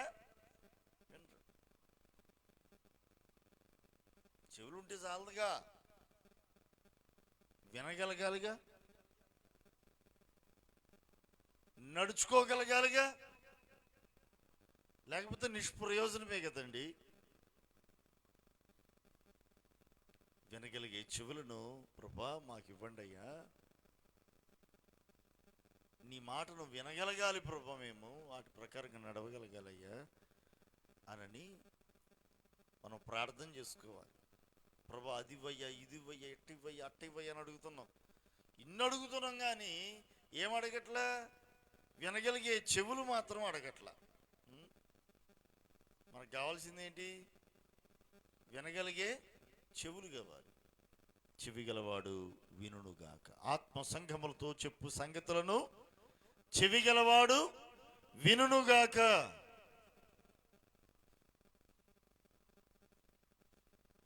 వినాలి, నడుచుకోవాలి, అందుకు తగ్గట్లుగా సత్ప్రవర్తన కలిగిన వారమై ఉండాలి. జనుల ఎదుట సత్ప్రవర్తన కలిగి ఉండాలి. దేవుని ఎదుట సత్ప్రవర్తన కలిగి ఉండాలి. నీ సత్క్రియలను చూచి, నీ సత్ప్రవర్తన చూచి ప్రజలు, అనేక మంది జనులు తండ్రిని మహిమపరచాలి. అంటే అనేకులకు నీవు సువాసనగా మారాలి, నువ్వు సాక్షిగా ఉండాలి. నిన్ను బట్టి అనేకులు మారాలి, దేవుని సన్నిధికి నడిపించబడాలి.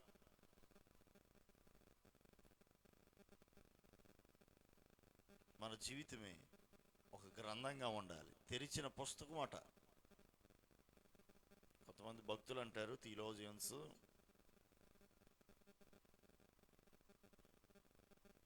భక్తులు అనే మాట ఏంటంటే, బైబిల్ గ్రంథం మొత్తం ప్రకటన గ్రంథంతో అయిపోయింది అనుకుంటున్నాంగా. అవలేదట, మరొక గ్రంథం ఉందంట. అది నీ జీవితమే ఉంది. Praise the Lord. ఏంటి? మన జీవితమే అయి ఉండాలి. మన జీవితం అయి ఉండాలి. మరొక పుస్తకం అదేంటిది? నీ జీవితం అయి ఉండాలి. ప్రజలు నిన్ను చదువుతూ ఉన్నారు. మనమేం బైబిల్ చదువుతుంటే జనాలేమో మనల్ని చదువుతుంటారు. లోకస్తులు, ప్రార్థనకి వెళ్ళిన వారు, వాళ్ళు బైబిల్ చదవరుగా. వాళ్ళు చదివేది ఏంటి? మనల్ని చదువుతుంటారు, మన బ్రతుకులు చదువుతుంటారు. ప్రార్థనకి వెళ్ళాలి, ఓహో ఇట్లుంటారా, ప్రార్థనకి వెళ్ళాలంటే ఇట్లా మాట్లాడతారా, ప్రార్థనకి వెళ్ళాలి, ఓహో ఇట్లాగా, ఇలా ఉండాలా, అలా ఉండాలా, అవునా కదా. నాకు బాగా గుర్తు ఒక విషయం, మీకు కూడా ఎన్నోసార్లు చెప్పుంటా, సందర్భాన్ని బట్టి మరలా చెప్తా. ఒకసారి బాగా వర్షం పడుతుంది, చాలా సంవత్సరాలు అవుతా ఉంది అది జరిగి. బాగా వర్షం పడుతుంది, నేను ఇంట్లోనే ఉన్నాను. ఇక్కడ కాదు, చింతలకాలంలో కాదు, వేరే చోట అద్దెకు ఉండేటువంటి ఆర్మీ గెస్ట్ హౌస్ దగ్గర. అది 3 గదులు పోర్షను. అందులో మొదటి గదిలో కంప్యూటర్ ఉండేది. నేను అక్కడ వర్క్ చేస్తున్నాను కంప్యూటర్ దగ్గర. వంటగది, నేనేమో ఇటు మొదటి గదిలో ఉంటే 3వ గది వంటగది. అక్కడ మా అమ్మ ఉంది. వర్షం పడుతుంది. ఈ లోపల మా ఇంటికి ఒక ఆయన వచ్చాడు. పిన్ని అనుకుంటూ వచ్చాడు. ఏమనుకుంటూ? పిన్ని, బాగున్నావు పిన్ని? ఎప్పుడొచ్చావా బాయ్? ఇందాక వచ్చా పిన్ని. కూర్చో బాయ్, కూర్చో. మొత్తానికి ఆ మాట ఈ మాట మాట్లాడుకున్నారు. నేను వింటా ఉన్న సంభాషణ నేను ఏదో చూసి చేసుకుంటూ, ఈ లోపల మాటల సందర్భంలో అన్నాడు కదా, పిన్ని నేను కూడా ప్రార్థనకి వెళ్తా నేను కూడా.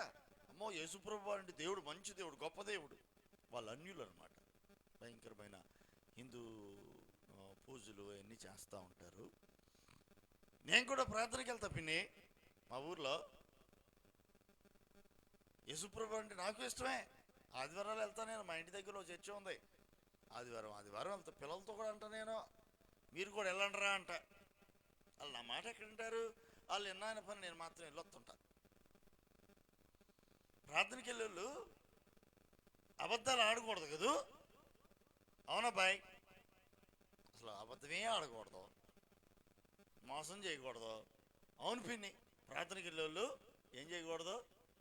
అబద్ధం ఆడకూడదు. అవును, అబద్ధం ఆడకూడదు. సర్లే కానీ పిన్ని, ఇంతకీ మా ఆవిడ ఆడుంది అని అడిగాడు. సర్లే కానీ పిన్ని, మా ఆవిడ ఎక్కడుంది అని అడిగాడు. విషయం ఏంటంటే మీకేం అర్థం కాదు, తర్వాత చెప్తా దీని గురించి. అనేసరికల్లా నేను ఆ వర్క్ చేసేవాడిని అలా బిత్తరపోయి ఆ ప్రశ్నకి దిమ్మ తిరిగిపోయి ఎట్లా చూసా ఒక్కసారి తొంగి. ఆహా, కొట్టాడు దెబ్బ అనుకున్నా. కారణం ఏంటంటే నేనెందుకు అట్లా అనుకున్నానంటే, బాగా తాగేవాడు. తాగొచ్చి భార్యని ఏమా కొట్టాడు. ఇంట్లో ఉన్న ప్రతి వస్తువును అమ్మేసేవాడు. పాపం ఏమేమో కూలికెళ్ళి, చిన్న పిల్లలు కూలికెళ్ళి పిల్లల్ని పోషించుకుంటూ,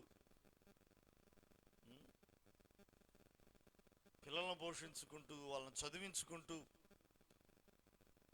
రూపాయి జాగ్రత్తగా ఖర్చు పెట్టుకొని కూడబెట్టుకొని, గ్యాస్ స్టవ్ అని, గ్యాస్ బండ్లని, ఇంట్లోకి బీరువా అని, ఒక మంచం అని, ఇట్లా తినటానికి ఆహారంతో పాటుగా వస్తువులను కూడా ఇలా సమకూర్చుకుంటూ జాగ్రత్తగా గుట్టుగా కాపురాన్ని చేసుకుంటుంది. ఈయనేం చేసేవాడు? ఏం కొనుక్కొస్తే ఈయన అమ్ముకొచ్చాడు. అమ్మేయడం. ఫ్యాన్ పాడైపోయిందా, అది బాగు చేపించుకొస్తా ఉండు అని చక్కగా మంచి మాటలు చెప్పి ఆ ఫ్యాన్ ఓడబెట్టుకుని వెళ్ళటం. ఇక ఇంతే సంగతి. ఇక ఆ ఫ్యాన్ తిరిగి రాదు. సైకిల్ కొనిస్తే కొత్త సైకిల్ సంగతి అంతే అయిపోయింది. అలాంటి వ్యక్తి అక్కడ తాగుతాడా? ఏమా కొట్టేవాడు. భరించలేక ఒక రోజున ఆ చిన్నపిల్లలను వేసుకొని తిరువురు వచ్చేసింది. ఇంచుమించుకు ఒక 10 రోజుల పాటు మా ఇంటి దగ్గరే ఉన్నారు. ఆ తర్వాత వేరొక ఇల్లు తీసుకొని అక్కడ రెంటగున్నారు.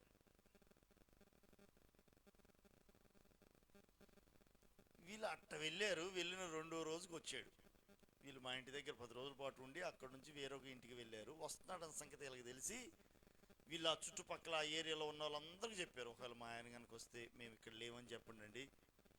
ఇక వచ్చేటంటే మళ్ళీ ఇక్కడికి కూడా మేము బతకలేము, ఇక లేము, ఇటు రాలేదు, మాకు తెలియదు అని చెప్పండి అని చెప్పేసి పాపం మొత్తం ఆ ఏరియా మొత్తం తెలిసిన వాళ్ళు ఉంటారు, వాళ్ళందరికీ చెప్పారు. ఆయన వచ్చాడన్న సంగతి తెలిసి పాపం ఏమీ లేదు, ఇంట్లో నుండి బయటికి కనపడకుండా దాక్కున్నారు. ఇక ఈయన చాలామందిని అడిగాడు, ఎక్కడ సమాధానం దొరకలా. వచ్చాడు, పిన్ని అనుకుంటూ వచ్చాడండి.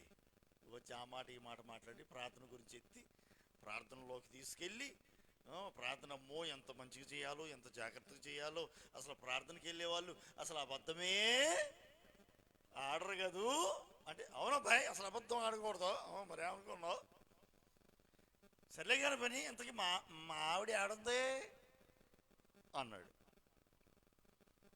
ఇప్పుడు ఏమేం చేయాలా?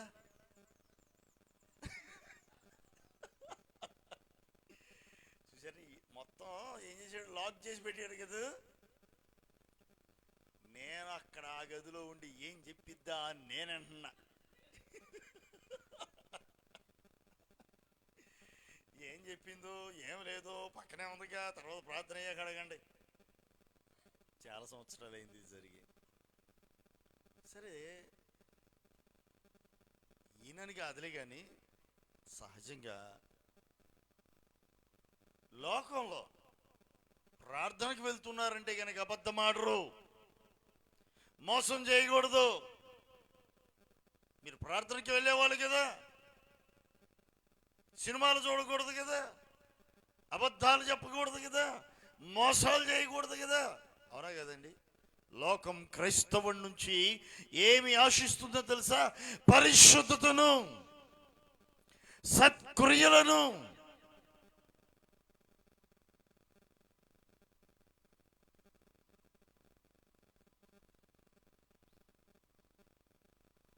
ఏసన్న గారు కూడా పాట పాడతారు, నాలో సత్క్రియలు ఆరంభించిన అల్ఫా ఒమేగాకు కదా, పాట ఉంటుందిగా, అల్ఫా ఒమేగా నీవే అయ్యా. ఏంటంట ఆయన ఏం చేశాడు? మనలో సత్క్రియలను ఆరంభించాడట. నువ్వు దేవుని బిడ్డవేనా, దేవుని కుమారుడివైనా అయితే నీలో సత్క్రియలు ఉండాలి. నీ సత్క్రియలను చూచి అనేకులు తండ్రి అయిన దేవుని మహిమపరచాలి. నిన్ను బట్టి తండ్రి అయిన దేవునికి మహిమ రావాలి, ఘనత రావాలి. నిన్ను బట్టి దేవునికి మహిమ రావాలి. దేవునికి మహిమకరంగా ఉంటున్నావా? ఎలా ఉంటున్నావు? నీ సత్క్రియలు ప్రకాశించాలి లోకంలో. అవి అనేకులకు మార్గమును చూపేవిగా ఉండాలి. నేను చూచి నేను కూడా ఇక నుండి ఇలా ఉండాలి,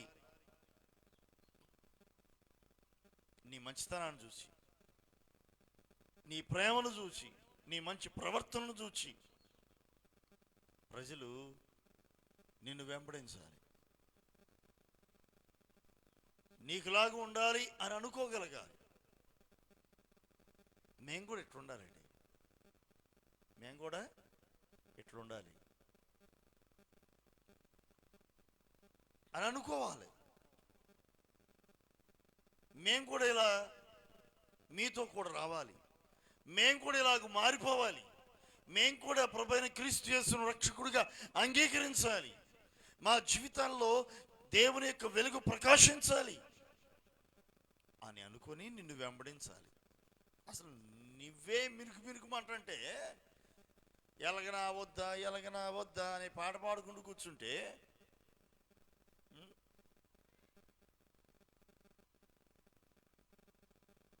ఆరని దీపంగా ఉండాలి. దేవునికి స్తోత్రం. ఆర్పజాలని జ్వాలగా మారాలి.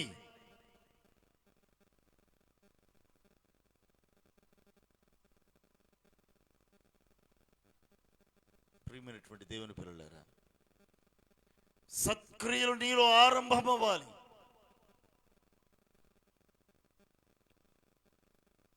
అందుకొరకే ప్రభు మనల్ని రక్షణకు తీసుకొచ్చింది. నీలో సత్క్రియలు కావాలి. కొంతమంది అంటారు, రక్షణ పొందగానే చచ్చిపోతే పరలోకం వెళ్ళిపోతాం కండి, రక్షణ పొందగానే దేవుడు తీసుకెళ్ళిపోవచ్చుగా. ఆహా, దేవుడికి తెలియదులే. చాలామంది అంటారు, రక్షణ పొందుతాం, చాలా కాలం ఉండాలి, మళ్ళీ రక్షణ కాపాడుకోవాలంటే ఈ బాధలన్నీ ఎందుకు? రక్షణ పొందగానే దేవదూత వచ్చేసి రథం మీద ఎక్కించుకుని వెళ్ళిపోవాలట. అబ్బా, ఎంత గొప్ప కోరికో. దేవుడు ఎందుకు ఉంచుతున్నాడంటే తీసుకెళ్ళాలంటే తీసుకెళ్ళిపోవచ్చు, పెద్ద విషయం కాదు అది. మునుగునోడు ఇక లేచే పని లేదుగా. దేవునికి స్తోత్రం, అంతే కదా. అలాంటప్పుడు ముంచుడు కార్యక్రమే తప్ప పైకి లేపుడు లేదు. అర్థమైందా? బాప్తిస్మంలో నీటిలో ముంచి మరలా పైకి తీయాలి కదా, పైకి రావాలి కదా, పైకి లేవాలి కదా. ఒకవేళ అటు దేవుడు తన సన్నిధి తీసుకోవాలనుకున్నప్పుడు ప్రతి ఒక్కరికి ఇదే గనక పద్ధతి పెట్టాడు అనుకోండి, అప్పుడు పద్ధతి మారిపోద్ది. ఏం పద్ధతి? ఇక నీళ్ళలో ముంచుడే ముంచుడు. అప్పుడు మునగడానికి ఎవరు రారు. ఎవరు వస్తారా? ఎవరు వస్తారండి? ఎందుకు వస్తారు? అమ్మో, లోకం మీద ఎంత ప్రేమ, లోకం మీద ఎంత ప్రేమ అండి. కాటికి కాళ్ళు జాపినోడు కూడా, తాత పెళ్లి చేసుకుంటావా? ఓ తాత పెళ్లి చేసుకుంటావా అని అడిగితే, నాకివుడు ఎత్తడయ్యా అంటే ఇస్తే చేసుకుందామనే. ఎంత ఆశ కదండి. 100 సంవత్సరాలైనా 120 సంవత్సరాలైనా ఇంకా బతకాలని ఆశ. తప్పు కాదు, బ్రతకాలి. మనం ఎలా బ్రతకాలి అంటే సత్క్రియలతో బ్రతకాలి. ఎలా బ్రతకాలి అంటే తండ్రి నామమునకు మహిమ తెచ్చేటట్లుగా బ్రతకాలి. అంతేగా. లోకంలో ఎన్నో బతికేవి ఉన్నాయి, బతుకుతున్నాయి. కుక్క బతుకుతుంది, నక్క బతుకుతుంది, పంది బతుకుతుంది, పావురం బతుకుతుంది కదా, గొర్రె బతుకుతుంది, మేక బతుకుతుంది, కోతులు బతుకుతున్నాయి, మనము బతుకుతున్నాం. వాటికి మనకి ఒక తేడా ఉంది.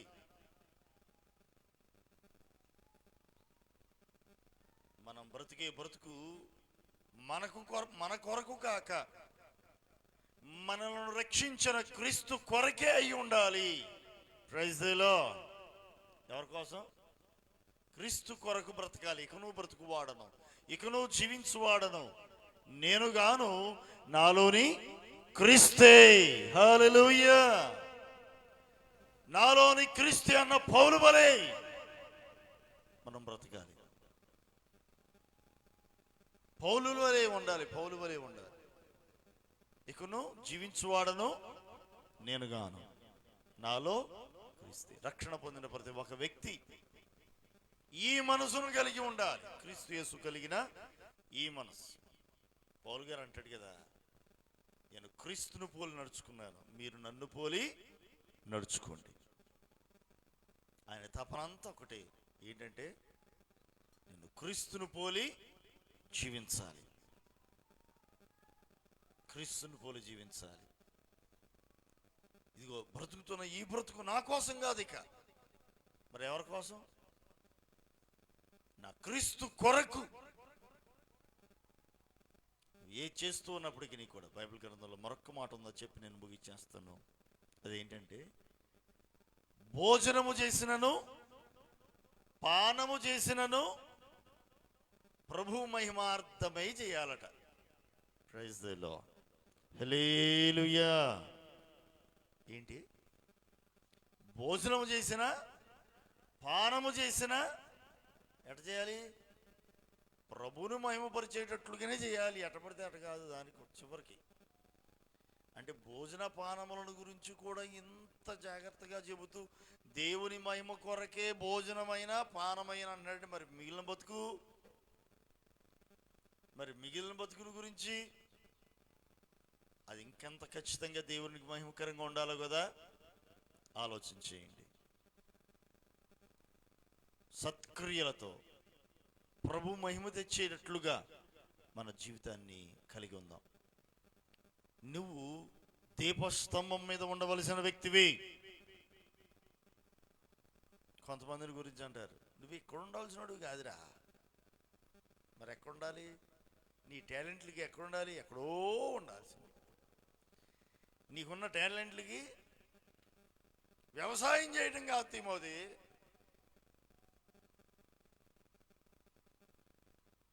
నీకున్న టాలెంట్కి గేదెలు కాయడం కాదు తిమోతి. యేసురత్నం గారు అన్నారు, తిమోతి, యేసురత్నం గారు అన్న మాట చెప్తున్న దైవ సేవకులు యేసురత్నం గారు, తిమోతి ఆమోస్ అయ్యాడు అన్నారు. నాకు ముందు బుర్ర ఎలగల. తిమోతి ఏమయ్యాడు అన్నారు. అబ్బాయి గుర్తొచ్చిందా? తిమోతి ఆమోస్ అవటం ఏంటి అనుకున్నా. ఆమోస్ అయ్యాడు అన్నారు. బైబిల్ గ్రంథంలో ఆమోస్ ఎవరు? పశువులు కాపరి. ఆయన విచిత్రంగా మాట్లాడుతూ ఉంటారు యేసురత్నం గారు.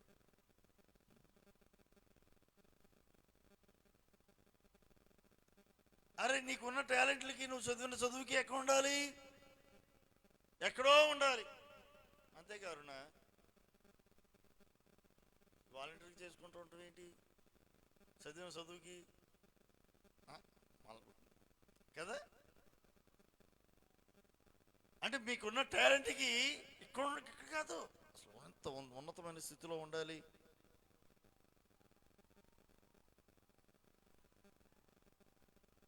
అని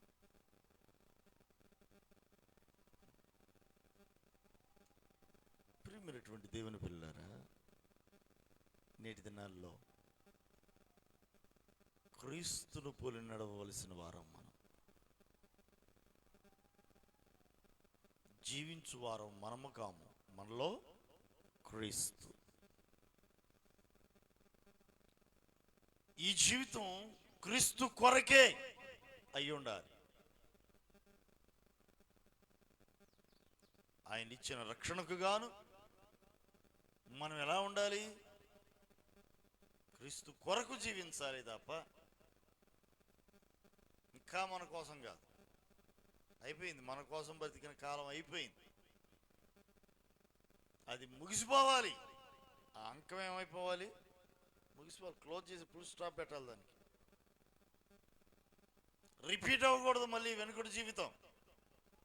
నూతన సృష్టిగా వెలిగించబడిన నీవు మంచం కింద కొంచెం కింద ఉండడం కాదు. ఎక్కడ ఉండాలి? దీపస్తంభం మీద ఉండవలసిన వ్యక్తివి నీవు. ఎక్కడెక్కడ ఉంటే అట్ట ఎక్కడ ఉండాల్సిన వ్యక్తివి? దీపస్తంభం మీద ఉండాలి. అనేకులకు వెలిగించు వ్యక్తిగా ఉండాలి. అనేకులను వెలిగించే వ్యక్తిగా ఉండాలి. కొంతమంది ఏం చేస్తున్నారంటే ఈ దీపాన్ని తీసుకెళ్ళి కొంచెం కింద పెడుతున్నారంట. కొంచెము అంటే బుట్ట, బాస్కెట్, బుట్ట కింద పెడుతున్నారు. కొంతమంది మంచం కింద పెడుతున్నారు. కొంతమంది కంచము క్రింద పెడుతున్నారు.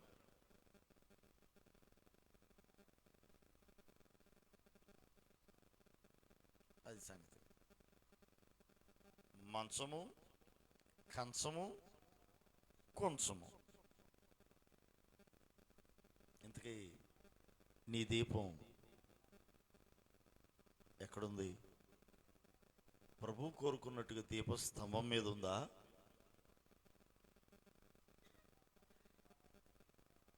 అనేకులకు వెలిగివ్వు. జనుల ఎదుట నీ సత్క్రియలను కనబరచు. తండ్రి నామం మహిమపరచబడుతుంది. అది దేవుని ఉద్దేశం. లేకపోతే నీ దీపాన్ని వెలిగించి మంచం కింద పెడుతున్నావా? కంచం కింద పెడుతున్నావా? కొంచెం కింద పెడుతున్నావా? దేని కింద ఉంది? దేని కింద ఉన్నా, ఈ మూడిట్లు దేని కింద ఉందా, నిష్ప్రయోజనమైపోతుంది జీవితం. నువ్వు పొందిన రక్షణ నిష్ప్రయోజనమైపోతుంది. నువ్వు వెలిగింపబడి కూడా నిష్ప్రయోజనమైపోతుంది. వెలుగుతున్నట్లుగా పేరుకు మాత్రమే వెలుగు తప్ప ఎవరికి ఉపయోగం ఉండదు. అవునంటారు కదా. వెలుగుతుంది, ఇది వెలుగుతున్న దాన్ని తీసుకెళ్ళి చోట్ల ఎక్కడో పెట్టేసాం. ఉపయోగం ఏముంటుంది? ఎవరికన్నా ప్రయోజనం ఉంటుందా? చోట్లు పెడితే అనేకులకు వెలిగించున్నట్లుగా దీపస్తంభం మీద ఉంటేనే దానికి ప్రయోజనం, ఆ దీపం వల్ల ఉపయోగం. అది విషయం. కాబట్టి ప్రభా, నన్ను ప్రేమించి నాకు ఇచ్చిన ఈ జీవితం నీది. ఒక్క జీవితమే, మరొక జీవితం లేదు మనకి. ప్రభా, నీవు ప్రేమించి నాకు ఇచ్చిన ఈ ఒక్క జీవితం అనేకులకు ప్రయోజనకరంగా ఉండాలి. అలాగున నన్ను సిద్ధపరచయ్యా, ప్రయోజనకరంగా నన్ను చేయండి. కుటుంబానికి, సంఘానికి, సమాజానికి నీవు దీవెనకరంగా మారాలి. అది దేవుని ఉద్దేశం. నిన్ను బట్టి నీ కుటుంబం సంతోషించాలి, నిన్ను బట్టి నీ సంఘం సంతోషించాలి, నిన్ను బట్టి నీ సమాజం ఆనందించాలి. అది ప్రయోజనం. సత్క్రియలుంటేనేగా ప్రయోజనం. లేకపోతే చెడ్డ పనులు చేసే వ్యక్తి అనుకోండి, ఎవరన్నా పొగుడుతారా? ఎవరికన్నా ప్రయోజనకరమా అలాంటి వ్యక్తి? కాదు కదా. కనుక నేటి దినాల్లో మనము వెలిగించబడిన వారమై ఈ లోకంలో అనేకులకు దీవెనకరంగా ఉందాం. అనేకులను దేవుణ్ణి చెంతకు నడిపేవారిగా, అనేకులను ప్రభు కొరకు వెలిగించేవారిగా, వెలుగులో నడిపించేవారిగా ఉందాం. ప్రభా, నన్ను వెలిగించావు కదా, ఈ ఆత్మ అనే దీపాన్ని వెలిగించావు నీవు. నన్ను మంచం కింద, కొంచెం కింద ఉండనివద్దయ్యా. దీపస్తంభం మీదే నేను ఉండినట్లుగా మీ కృప నాకు ఇవ్వండి. అందరం కూడా ప్రార్థన చేద్దాం. ఒక తీర్మానంతో కూడినటువంటి ఒక ప్రార్థన దేవుని సన్నిధిలో ప్రభు పాదాలు పట్టుకొని చేద్దాం. మనస్ఫూర్తిగా అందరం కూడా ఒక తీర్మానంతో కూడిన ప్రార్థన చేద్దాం. పరిశుద్ధుడా మా యేసయ్యానికి స్తోత్రం, స్తోత్రం, స్తోత్రం. అందరూ ప్రార్థన చేయాలి. ప్రభువా, మీ కృప మాకు కావాలయ్యా. అందరూ ప్రార్థన చేయండి. తండ్రి, మీ కృపల కొరకు స్తోత్రం. ప్రభువా, మీ కృపల కొరకై స్తోత్రం. యేసయ్యా, మీ సహాయం మాకు కావాలి.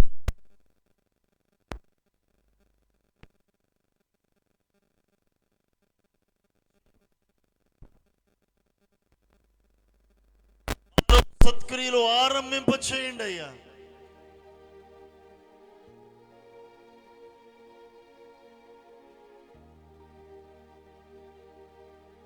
నీ కొరకు మేము ప్రకాశించాలి. ఈ లోకంలో చీకటి గల ఈ లోకంలో నీ కొరకు ప్రకాశించే జీవితాన్ని దయచేయండి. నీ కొరకు మేము ప్రకాశించాలి. ఈ చీకటి లోకంలో నీ కొరకు వెలగాలి, అనేకులను వెలిగించగలగాలి. ప్రభువా, అట్టి కృపను మాకు దయచేయండి. అట్టి కృపను ప్రభువా మీరు మాకు దయచేయండి. ప్రార్థన చేద్దాం. పరిశుద్ధుడా మా యేసయ్యా, మీ ఘనమైన నామానికి కృతజ్ఞతలు, స్తోత్రాలు చెల్లిస్తూ ఉన్నామయ్యా.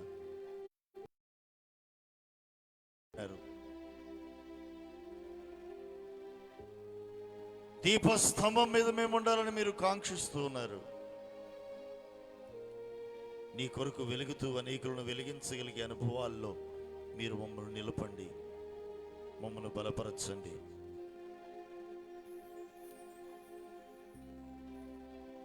మా పట్ల మీరు కలిగి ఉన్న ప్రతి ఉద్దేశాన్ని నెరవేర్చగలిగినట్లుగా మీ కృప మాకు దయచేయండి. మేము భోజనము చేసినను పానము చేసినను మీ మహిమ కొరకు చేయగలిగే అనుభవాల్లో నిలపండి, మహిమ పొందండి. ఈ నీ మాటల్లో ఎందరైతే విన్నారో, సమీపస్థులైనను దూరస్థులైనను, ఈ మాటలు వింటున్న ప్రతి బిడను తండ్రి మీరు దర్శించి నీ కొరకు సత్క్రియలను కలిగిన వారిగా, నీ కొరకే ప్రకాశించేటటువంటి అనుభవాల్లోనికి మీరు నడిపించు. నీ కొరకు వెలగాలి, అనేకులను వెలిగించగలగాలి. అట్టి ఉన్నతమైన అనుభవాల్లో నిలపండి తండ్రి. మీ నామానికి మహిమ రావాలయ్యా. మమ్మను బట్టి మీ నామం మహిమపరచబడాలి. ఆ రీతిగా మా జీవితాలు కట్టండి, మీ కొరకే నిలపండి. ఎందరైతే ఈ రీతిగా ఈ ప్రార్థనలో ఏకీభవిస్తూ ఉన్నారో, మనస్ఫూర్తిగా ఒక తీర్మానంతో కూడిన ప్రార్థన చేస్తూ ఉన్నారు, అటు వారందరిని మీరు దర్శించి దీవెనకరంగా మలచి మహిమ తెచ్చుకోమని సర్వశక్తి గల యేసు నామం పేరిట ప్రార్థించి దీవించి అడుగుచున్నాను తండ్రి, ఆమేన్. మన తండ్రి అని దేవుని యొక్క ప్రేమ, ఆయన కుమారుడు మన రక్షకుడైన క్రీస్తు యేసు కృప, పరిశుద్ధాత్మ దేవుని యొక్క అన్యోన్య సహవాసం ఇప్పుడు ఎల్లప్పుడూ ఆయన రాకడ పర్యంతం వరకును. ఎందరైతే ఈ మాటలు విన్నారో అటు వారందరినీ ఒక గొప్ప వెలుగుగా, దీపస్తంభం మీద వెలుగుచున్న దీపం వలె సత్క్రియలతో నిలిపి తండ్రి నామమునకు మహిమ తెచ్చే అనుభవాల్లో స్థిరపరచునుగాక. ఆమేన్, ఆమేన్. అందరికీ వందనాలు.